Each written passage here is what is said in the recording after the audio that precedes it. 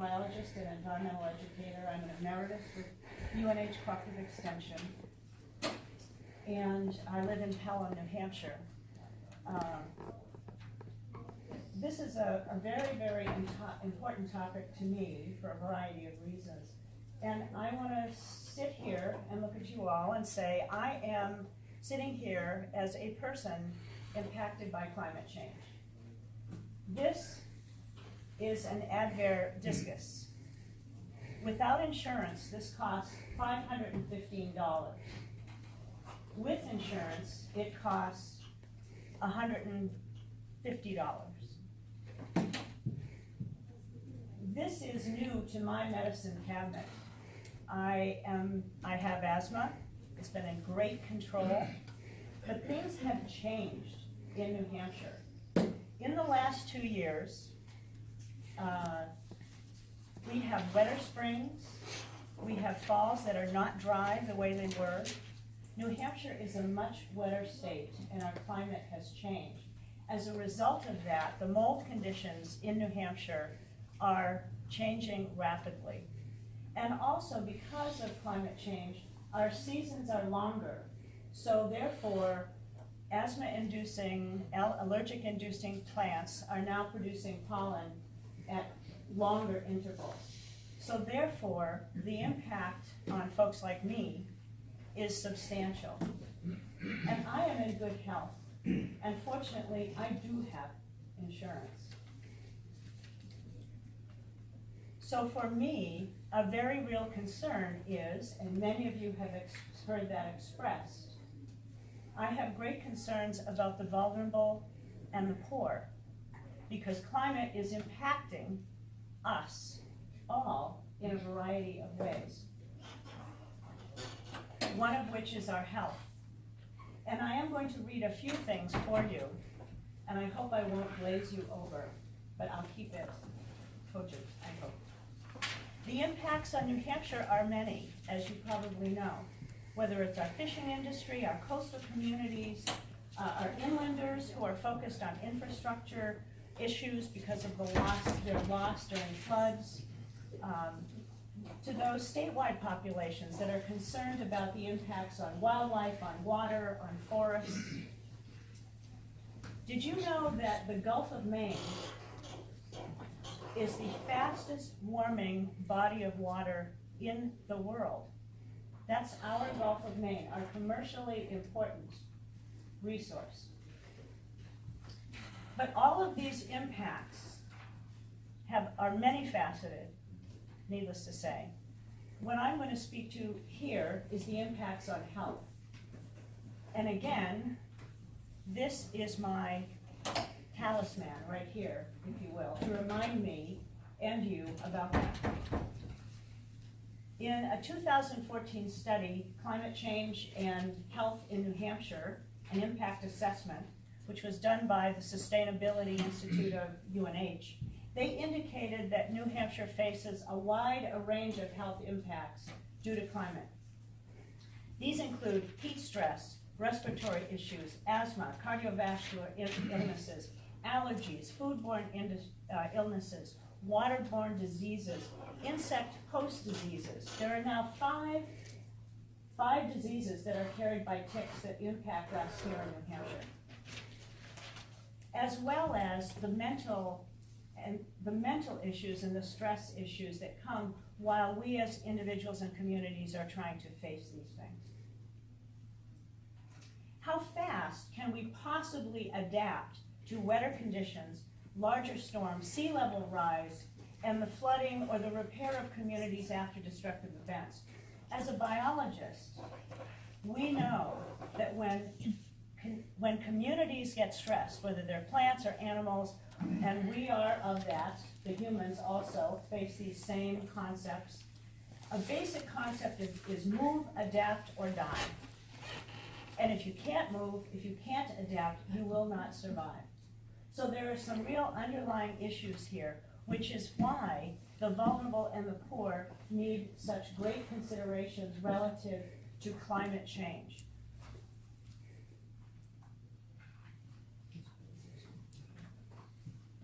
There have also been some other studies that are quite important that we need to look at. Another one is in 2006, entitled Health and Climate Change in the Lakes Region. They focused on similar findings about region-specific approaches to mitigate these issues. And all that indicates the gravity of this, that it's a concern, that climate and health is a concern on a statewide level as well as a community level. In New Hampshire, these are tied to the wetter conditions, more frequent storms, flooding, changes, blah, blah, blah, et cetera, et cetera.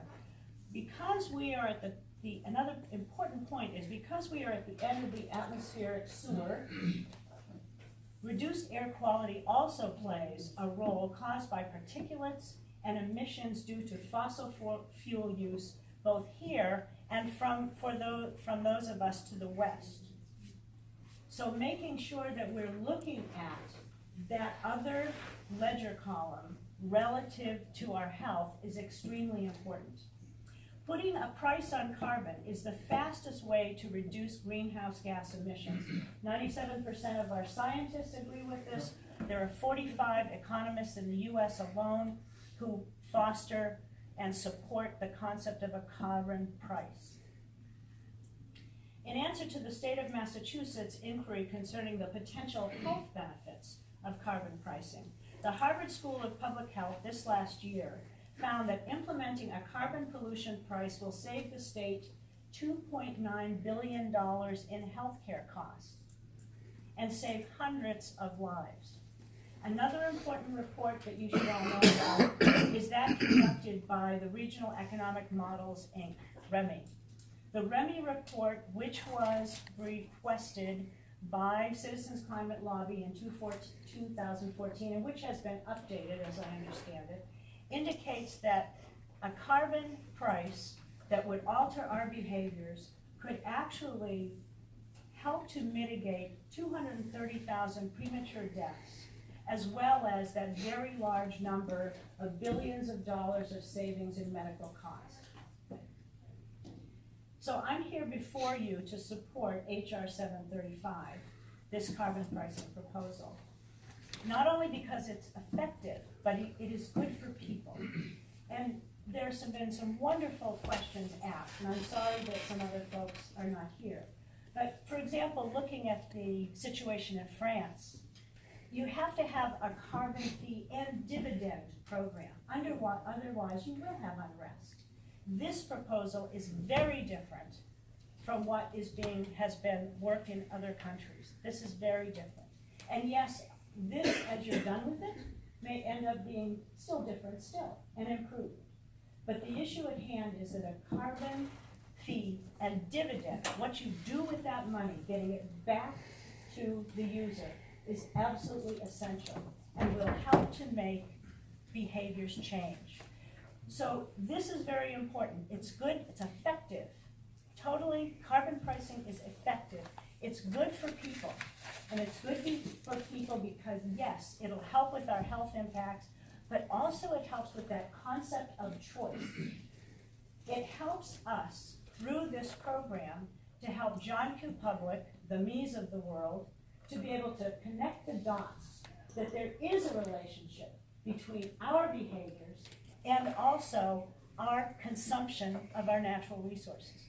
And when we do that, we now have then, especially when dividends come back to us, the freedom to make some different choices.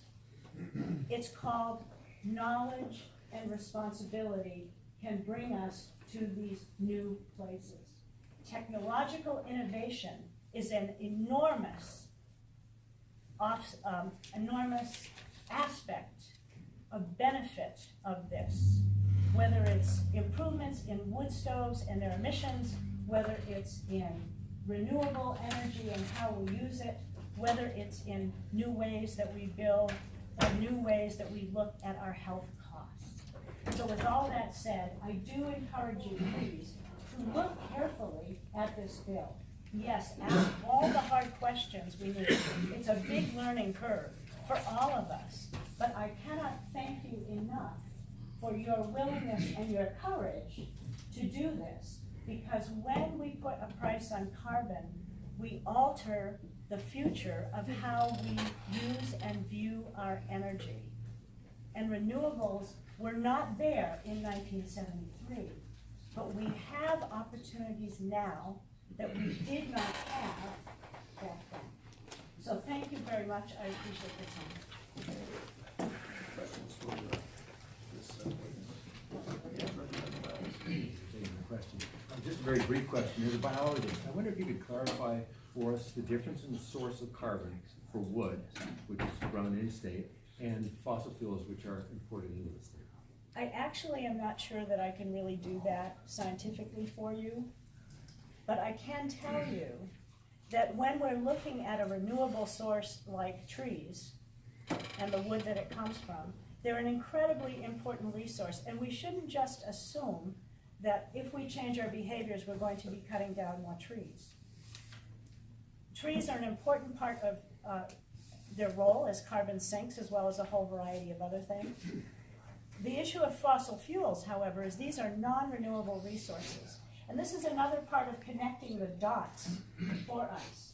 Because some of the things we may not know is that when we are pulling fossil fuels out of the ground, there is an enormous impact, particularly because now we have the technologies of fracking that have opened a whole variety of new technologies. But nonetheless, fracking uses an enormous amount of water and energy, and it also has an impact on people that we probably don't know about because we're on the other end, a long end of the pipeline, where there are folks in the fracking fields that, yes, indeed, may have benefited financially from that process, but there are many, many that have been harmed by that process as well.